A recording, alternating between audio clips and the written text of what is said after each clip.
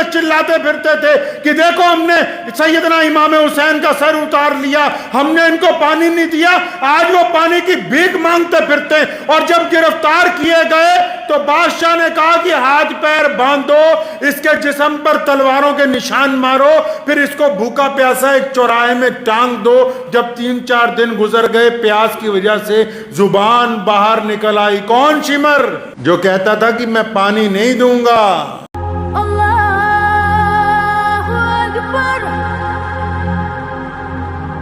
کربلا کے بعد کیا ہوا؟ کربلا کی عظیم الشان شہادت جو سیدنا امام حسین رضی اللہ تعالیٰ عنہ نے دی، اس کے بعد کے حالات کیسے تھے؟ ایک بڑا مشہور شعر ہے کہ قتل حسین اصل میں ہے مرگ یزید، قتل حسین اصل میں ہے مرگ یزید، اسلام زندہ ہوتا ہے ہر کربلا کے بعد۔ ہو بلا سے گر بغاوت ہے، ہاں ہمیں ظلم سے عداوت ہے، کثرت دشمنا نہیں کچھ بھی، دل میں گر جذبہ شہادت ہے، تلخ لگتے ہیں اس لیے اس کو، میرے الفاظ میں صداقت ہے، سنے زبان کو بگاڑنے والے، یہ تیرا فن نہیں جہالت ہے، اور جو کرے گا اب صرف وہی جانے کہ پیار میں کس قدر لطافت ہے۔ ظالم آدمی جب تخت پر بیٹھتا ہے تو یزید نے سوچا کہ اب تو ہمیشہ میری حکومت رہنی، جو چاہے وہ کرو۔ امام حسین رضی اللہ تعالیٰ عنہ کی اور تمام اہل بیت کی شہادت کے بعد جب تخت پر بیٹھا تو اس نے سوچا بس اب میں ہی رہوں گا۔ کوفے کا گورنر ابن زیاد یہ سمجھنے لگا کہ بس اب تو ہمارا ہی راج چلے گا، اب تو کچھ نہیں رہا، کوئی آگے ٹکرانے والا نہیں ہے۔ ظالم حکمران جو ہوتے ہیں ان کی سب سے بڑی غلط فہمی یہی ہوتی ہے۔ حکومت طاقت ایک ایسی چیز ہے کہ جب کسی کے پاس آتی نا تو سب سے پہلے اس کے دماغ میں یہ بات آ جاتی کہ بس اب میں ہی ہوں۔ جب آ جاتا ہے نا کہ بس میں ہی ہوں، قرآن نے کہا نا انا خیر منہ،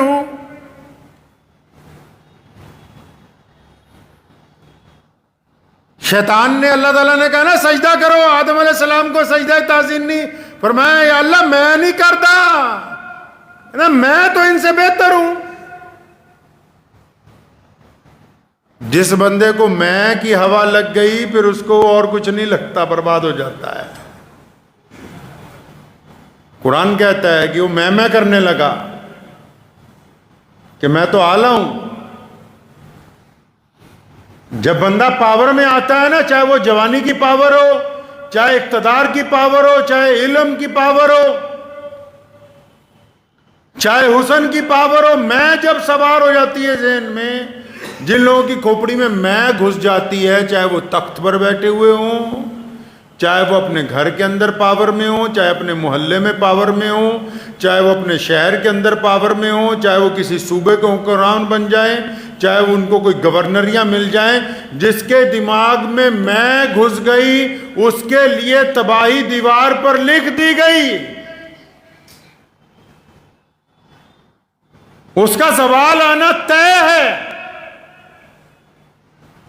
بربادی طے ہے اس بندے کی جس نے میں کرنی شروع کر دی کہ میں نے یہ کر دیا، میں یہ کر سکتا ہوں۔ وہ یہ بھول جاتا ہے کہ تجھے جس خدا نے وجود عطا کیا، یہ جس نے رسی ڈھیلی چھوڑی ہے، جس دن یہ رسی کھینچی جائے گی تو پھر کوئی بچانے والا نہیں ہوگا۔ میدان کربلا میں شمر نے بدبخت نے کہا، کہتا ہے جانوروں کو پانی میں دے سکتا ہوں، سیدنا امام حسین رضی اللہ تعالیٰ عنہ کو اور ان کی اولاد کو پانی نہیں دوں گا۔ اور پھر چند سال گزرنے کے بعد وہی شمر مختار شکفی سے جان بچاتا پھر رہا ہے، کیونکہ اس نے قسم کھائی ہے کہ میں نے امام حسین کے قاتلوں کو چن چن کے مارنا ہے۔ تخت پر بھی قبضہ کر لیا، حکومت بھی پلٹ گئی، اور کل کے پیادے آج کے مجرم بن گئے۔ کل جو میدان کربلا میں چلاتے پھرتے تھے کہ دیکھو ہم نے سیدنا امام حسین کا سر اتار لیا، ہم نے ان کو پانی نہیں دیا، آج وہ پانی کی بھیک مانگتے پھرتے ہیں۔ اور جب گرفتار کیے گئے تو بادشاہ نے کہا کہ ہاتھ پیر باندھو، اس کے جسم پر تلواروں کے نشان مارو، پھر اس کو بھوکا پیاسا ایک چوراہے میں ٹانگ دو۔ جب 3-4 دن گزر گئے، پیاس کی وجہ سے زبان باہر نکل آئی۔ کون؟ شمر، جو کہتا تھا کہ میں پانی نہیں دوں گا۔ وقت پلٹتے ہوئے دیر نہیں لگتی ہے۔ شمر نے سوچا نہیں تھا کبھی کہ یزید کا تختہ پلٹ جائے گا۔ ابن زیاد بھاگا بھاگا پھرتا ہے کہ میری جان چھوٹ جائے، ابن سعد بھاگا بھاگا پھرتا ہے کہ کوئی مجھے بچا لے۔ ابن زیاد کی گردن اسی محل میں، اسی تشت میں، اسی تاریخ کو اسی وقت مختار شکوی کے سامنے پیش کی گئی جس تاریخ میں اس نے سیدنا امام حسین رضی اللہ تعالیٰ عنہ کا سر اتارا تھا۔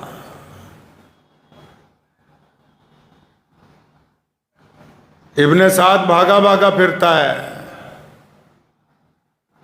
کہ میری اب کسی طرح جان بچ جائے۔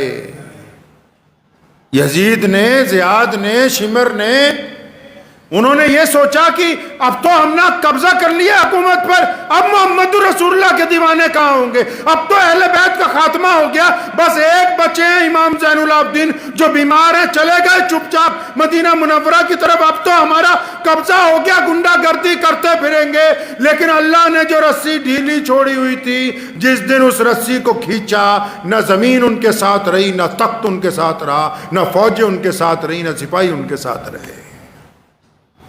کیونکہ ظالم آدمی کو تو سب سے زیادہ فخر اپنی سپاہیوں پر ہوتا ہے، اپنے چمچوں پر ہوتا ہے، اور بندے کو مرواتے اس کے چمچے ہی ہیں۔ سب سے زیادہ غلط مشورہ اس کے چمچے دیتے ہیں، سب سے زیادہ بےایمانی کا مشورہ چمچے دیتے ہیں، سب سے زیادہ ظلم کرنے کا مشورہ چمچے دیتے ہیں، اور جب تخت پلٹتا ہے تو اسی کی گردن اتارنے کا مشورہ نئے حکمران کو بھی چمچے ہی دیتے ہیں، جن کے پیچھے لگ کے انسان ظلم کی طرف بڑھتا ہے۔ ابن سعد کے متعلق لکھا ہے کہ مختار شکفی جو تھا، جس نے تخت پہ قبضہ کر لیا، جس نے حضرت امام حسین رضی اللہ تعالیٰ عنہ اور اہل بیت کی شہادت کا بدلہ لیا، تو وہ اور ابن سعد پرانے دوست بھی تھے۔ جب سپاہی گرفتار کرنے کے لیے بھیجے نا، تو اس نے اپنے بیٹے کو کہا یہ تو میرا پرانا دوست ہے، یہ مجھے کچھ نہیں کہے گا۔ تو اس نے بیٹے کو بلوایا، مختار شکفی نے ابن سعد کے، کہ تمہارا ابا کہاں ہے، باپ کہاں ہے تمہارا؟ تو کہنے لگا ابا جی تو اب گھر میں رہتے ہیں، اللہ اللہ کرتے ہیں، اب وہ کوئی دنیا کے معاملات میں گورنر کل کا، اب جان بچانے کے لیے کیا کہہ رہا ہے جی میں تو گھر میں گھس کے اللہ اللہ کر رہا ہوں۔ فرمایا اچھا اب گھر میں ہی رہنے لگا؟ کہ ہاں جی اب تو وہ سارا دن نماز عبادت روزے میں ہی لگے رہتے ہیں، وہ کسی سے کوئی مطلب نہیں۔ فرمایا اسے بلاؤ۔ تو جب پیغام بھیجا تو اس نے جواب دیا کہ میں بیمار ہوں، آ نہیں سکتا۔ فرمایا اچھا تو اگر نہیں آ سکتا ہم تو وہاں آ سکتے ہیں نا۔ سپاہیوں کو بھیجا، کہنے لگا زندہ نہیں لانا، گردن اتار کے لانا۔ ایک سپاہی کو اس نے کہا جب ابن سعد نے کہ میری تو اس سے بڑے یارانے ہیں، وہ میرے لیے ایسا حکم نہیں دے سکتا، کہنے لگا بھول گئے ابن سعد جب تم محمد الرسول اللہ صلی اللہ علیہ وسلم کی اولاد سے بے وفائی کر سکتے ہو تو یہ تیرا یار تیرے ساتھ بے وفائی نہیں کرے گا۔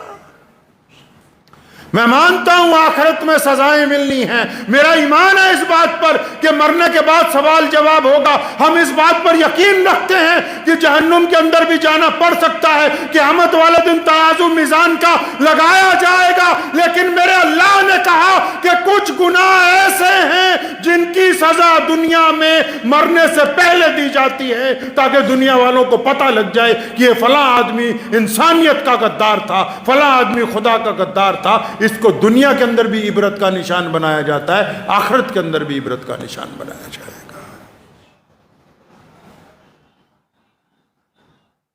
ایک ایک دشمن کو 6000 افراد کو مختار شکفی نے، جنہوں نے سیدنا امام حسین رضی اللہ تعالیٰ عنہ پہ حملہ کیا تھا، سیدنا امام حسین رضی اللہ تعالیٰ عنہ کے بیٹوں کو مارا، بھائیوں کو مارا، بھتیجوں کو مارا، 6000 افراد کو۔ یہ واقعہ میں اس لیے سنا رہا ہوں آپ کو کہ وقت کے حکمران نے سمجھا کہ اب امام حسین رضی اللہ تعالیٰ عنہ شہید ہو گئے، اب تو قیامت تک ہمارا ہی راج چلے گا۔ ملک بن مروان مدینہ کا گورنر بن گیا، ظالم آدمی ہے۔ امام حسین رضی اللہ تعالیٰ عنہ کے بیٹے امام زین العابدین جب مدینہ منورہ پہنچے تو مکے کے گورنر کو، اس مدینہ کے گورنر کو اس بات کی چڑ ہو گئی کہ جو پوری دنیا سے حاجی آتے ہیں، لوگ سلام پیش کرنے آتے ہیں، وہ میرے دربار میں کم ملنے کے لیے آتے ہیں، یہ مدینہ سے چند کلومیٹر دور جو امام زین العابدین نے جھونپڑی ڈال لی وہاں زیادہ جاتے ہیں۔ ایک راز کی بات بھی آپ کو بتاؤں آج۔ آپ نے سنا ہوگا نا، بڑے بڑے بزرگ ہوتے ہیں، سلسلہ نقشبندیہ، سلسلہ قادریہ، سلسلہ مجددیہ، سکھروردی، سنا ہے نقشبندی بزرگوں کا نام؟ یہ پہلے نہیں تھا یہ سلسلہ، پہلے اسلام میں یہ تھا کہ جو خلیفہ ہوتا تھا وہی امام ہوتا تھا، وہی مسلمانوں کا سب کچھ ہوتا تھا۔ سیدنا امام حسین رضی اللہ تعالیٰ عنہ کی شہادت کے بعد جب خلافت کے اوپر ظالم بیٹھ گئے، خلافت پر ظالم حکمران بیٹھ گئے، تو پھر ان سے اسلام کی بیعت ختم ہو گئی، ان کے ہاتھ پر اسلام کی بیعت ختم ہو گئی۔ تو پھر اسلام کے لیے، ایمان کے لیے، محمد رسول اللہ کے دین کے لیے، قیامت تک اللہ اور اس کے رسول کی اطاعت کے لیے، پرچم اسلام کے لیے، سیدنا مولا علی رضی اللہ تعالیٰ عنہ کی طریقے پر چلنے کے لیے، میدان کربلا کے پرچم کو بلند رکھنے کے لیے، سیدنا ابو بکر کے موقف کو قائم رکھنے کے لیے، سیدنا خطاب عمر رضی اللہ تعالیٰ عنہ کے عدل کو قائم رکھنے کے لیے، عثمان ذی النورین کی سخاوت کو قائم رکھنے کے لیے، پھر نئی بیعت کا سلسلہ، پھر اسلام کی حقیقی بیعت کا سلسلہ۔ جب خلافت نے چھوڑا اسلام کو تو پھر سیدنا امام زین العابدین نے اپنی جھونپڑی سے بیعت کرنی شروع کی، تب یہ اسلام کے اندر یہ سلسلہ شیعیت کا جو ہے وہ شروع ہوا ہے۔ نہیں تو پہلے بیعت ایک ہی ہوتی تھی، بس خلیفہ سے بیعت، جو مسلمانوں کا حکمران ہوتا تھا، کیونکہ خلیفہ ہی امام ہوتا تھا، خلیفہ ہی مسجد نبوی کا خطیب ہوتا تھا، خلیفہ ہی مسلمانوں کا بادشاہ ہوتا تھا، خلیفہ ہی مسلمانوں کا گورنر، خلیفہ ہی مسلمانوں کا مفتی، خلیفہ ہی مسلمانوں کا شیخ الحدیث۔ لیکن جب تخت پر ظالم بیٹھ گئے تو امام زین العابدین رحمت اللہ علیہ نے یہ سلسلہ شروع کیا تاکہ اسلام قیامت تک قائم رہے۔ یہ اہل بیت کا احسان ہے کائنات کے مسلمانوں کے اوپر۔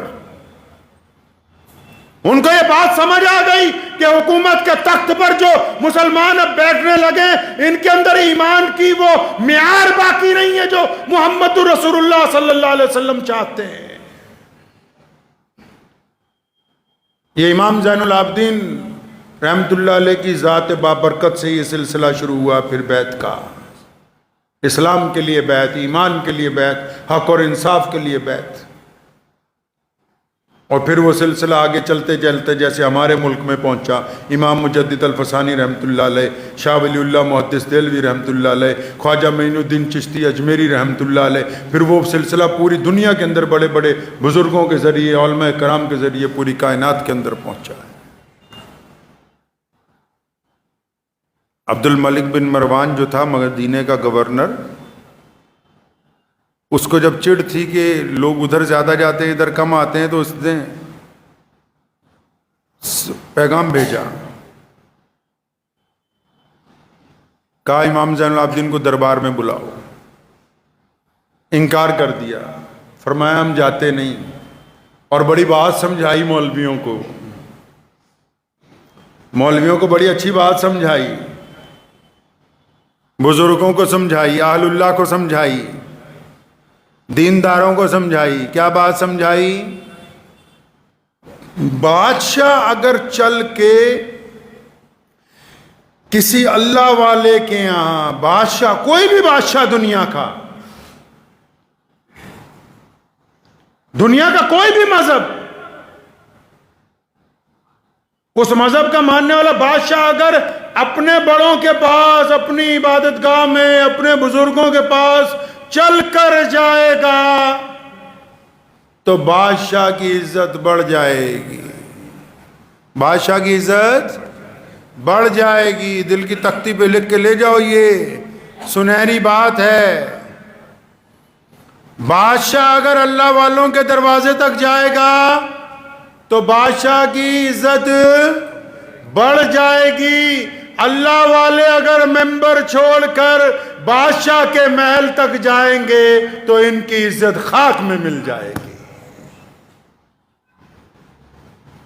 ان دو لفظوں میں زندگی کا راز مضمر ہے۔ فنا فی اللہ کی مظہر میں بقا کا راز مضمر ہے۔ جنہیں مرنا نہیں آتا انہیں جینا نہیں آتا۔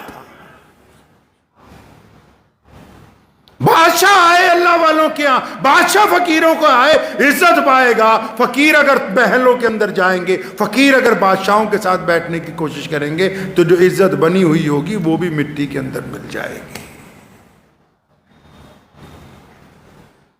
ابن زیاد کے بیٹے کو جب کہا نا مختار شکفی نے کہ بلا اپنے باپ کو، کہتا گھر میں ہی رہتے ہیں، اب تو باہر نہیں نکلتے، اللہ اللہ کرتے ہیں۔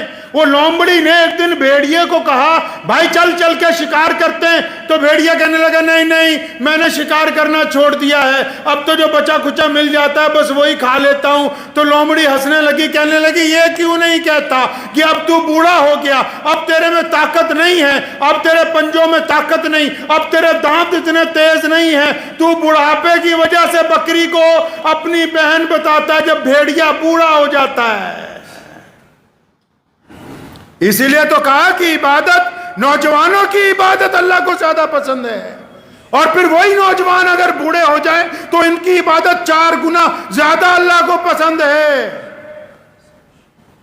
کہ ساری زندگی انسان بھیڑیا بنا رہے اور آخری وقت میں آ کے بولے کہ نہیں اب بکری میری بہن ہے، اب تو میں ساری زندگی اللہ اللہ کروں گا، تو اس کا مطلب کہ وہ مجبوری کے اندر اللہ اللہ ہو رہی ہے، جس وقت اللہ اللہ کرنے کا تھا اس وقت تو اللہ اللہ کی ہی نہیں۔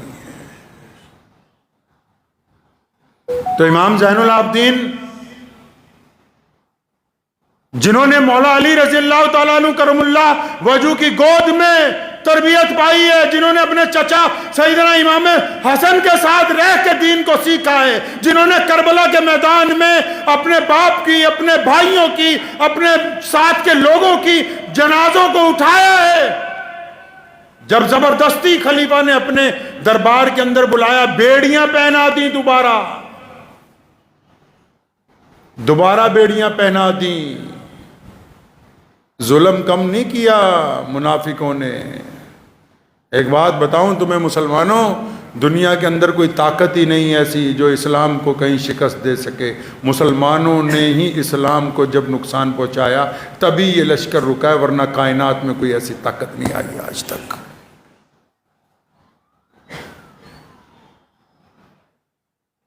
بھیڑیاں پہنا دی امام زین العابدین رحمۃ اللہ علیہ کو۔ دوبارہ جب پیش کیا گیا، اکڑ رہا ہے بادشاہ کہ تمہارے یہاں لوگ زیادہ آتے ہیں، ہمارے یہاں کم آتے ہیں، کیا معاملہ ہے؟ فرمانے لگے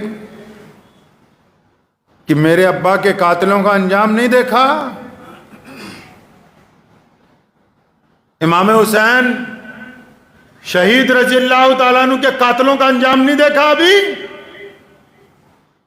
باز آ جا. کہنے لگا دیکھو یزید کے پاس پاور تھی، اس نے بیڑیاں پہنا دیں.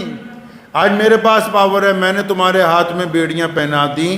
یہ روایت گرچہ ضعیف ہے لیکن بعض روایتیں ایسی ہوتی ہیں کہ جو انسان کا ایمان تازہ کرتی ہیں. حضرت لکھا ہے امام زین العابدین رحمۃ اللہ علیہ کے پیروں میں ہاتھوں میں بیڑیاں ڈالی ہوئی تھیں، اور جب بادشاہ نے کہا نا کہ دیکھو ہمارے پاس طاقت ہے، ہم نے تمہارے بیڑیاں پہنا دی ہیں، تو غور سے اس کی طرف دیکھا اور فرمانے لگے اللہ. پھر دوبارہ کہا اللہ.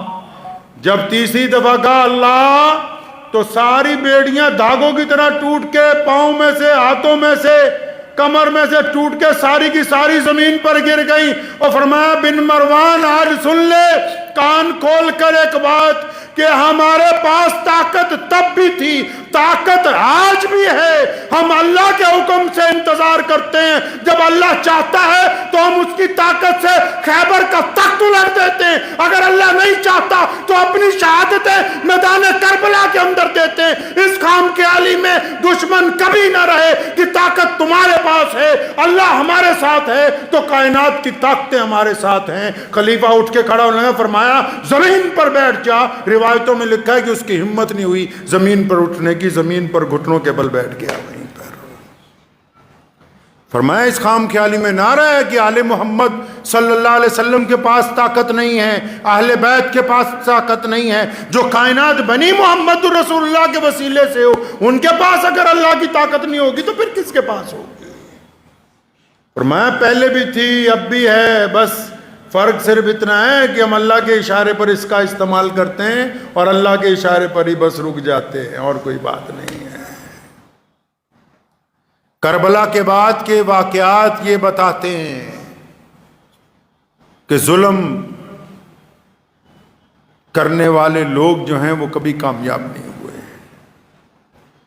کربلا کے واقعات اس بات کی گواہی دیتے ہیں کہ جن کا دل اللہ نے بڑا رکھا ہے ان کا نام قیامت تک زندہ رہے گا. یہ شمر جس نے پانی بند کیا تھا، جب یہ اپنی جان بچاتا وہ بھاگتا پھر رہا تھا تو مدینہ منورہ کے اطراف میں جنگل میں امام زین العابدین کو مل گیا. پانی مانگا، پیاسا تھا بہت، انہوں نے پانی پلایا. پانی پی کے کہنے لگا لگتا ہے آپ نے مجھے پہچانا نہیں. اور فرمایا یہ کیسے ہو سکتا ہے، تو نے میرا پورا خاندان قتل کر دیا، میں تجھے نہ پہچانوں؟ فرمایا پھر بھی پانی پینے کے لیے دیتے ہو؟ فرمایا وہ تمہارا ظرف تھا کہ تم نے ہم پر پانی بند کیا. یہ آل رسول کا ظرف ہے صلی اللہ علیہ وسلم کہ ہم دشمن کو بھی پیاسا نہیں رہنے دیتے. ظرف کی بات ہے، کس میں کتنا ظرف ہے صفائی سے کھل گیا. یہ راز ایک ذرا سی لڑائی سے کھل گیا. جو اعلیٰ ظرف کے لوگ ہوتے ہیں یاد رکھیں، دل کی تختی پہ لکھ کے لے جائیں. جو اعلیٰ ظرف کے لوگ ہوتے ہیں ان کی جب آپس میں بھی بحث ہو جائے، گفتگو کے اندر ان کا مزاج گرم ہو جائے تو وہ گندی باتیں زبان سے نہیں نکالتے، وہ کسی کو گالی نہیں دیتے، کسی پہ اپنا احسان نہیں جتاتے، کسی کی بے عزتی نہیں کرتے. ان کے اصول ہوتے ہیں میدان کے اندر بھی، بحث و مباحثے میں بھی، دشمن کے ساتھ بھی اصولوں کے ساتھ پیش آتے ہیں. یہ نہیں کہ اگر ذرا سی ناراضگی ہوئی تو احسان جتانے لگے کہ اچھا فلاں سن میں تجھے کپڑے لے دیے تھے، فلاں سن میں تیرے گھر میں مدد کر دی تھی، فلاں تیرا بچہ پھنس گیا تھا تب میں نے نکلوا دیا تھا. جو خاندانی لوگ ہوتے ہیں، اور خاندانی لوگ پیسے والے نہیں ہوتے، خاندانی روایتیں خون سے جلتی ہیں. لوگوں کی آنکھوں کی شرم و حیا اور زبان کی نرمی اس بات کو طے کرتی ہے کہ ان کے ماں باپ کس معیار کے تھے. امام حسین رضی اللہ تعالیٰ عنہ کی شہادت نے یہ دین ہم تک قائم رکھا ہے. اس بات کو ذہن نشین کر لیجئے آپ لوگ. میدان کربلا نے اس دین کو قیامت تک کے لیے قائم کر دیا ہے. کربلا میں جو امام حسین رضی اللہ تعالیٰ عنہ کی استقامت ہے، ان کی جو جرت ہے، ان کی جو وہاں پر بڑی بڑی طاقتوں سے ٹکرانے کی طاقت ہے، اس نے قیامت تک کے لیے مسلمانوں کو استقامت عطا کی ہے، دین کو زندگی عطا کی ہے.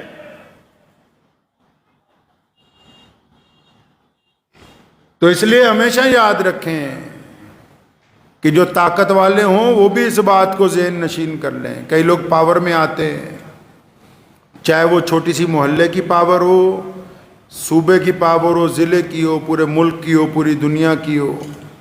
ہمیشہ اس بات کو یاد رکھیں کہ اصل طاقت اس رب کی ہے جس رب نے پوری کائنات کو پیدا کیا. رسی رب کے ہاتھ میں ہے، اس نے ڈھیلی چھوڑ رکھی ہے. رسی اس کے ہاتھ میں ڈھیلی چھوڑی ہوئی ہے، اس نے مہلت اس نے عطا کی ہوئی ہے. اس لیے اپنے گریبان میں بھی کبھی کبھی جھانک لیا کریں کہ یہ جو رسی ہم پر ڈھیلی چھٹی ہوئی ہے تو اس کا فائدہ اٹھا لیں، اس سے غلط کام نہ کریں، ظلم سے باز آ جائیں.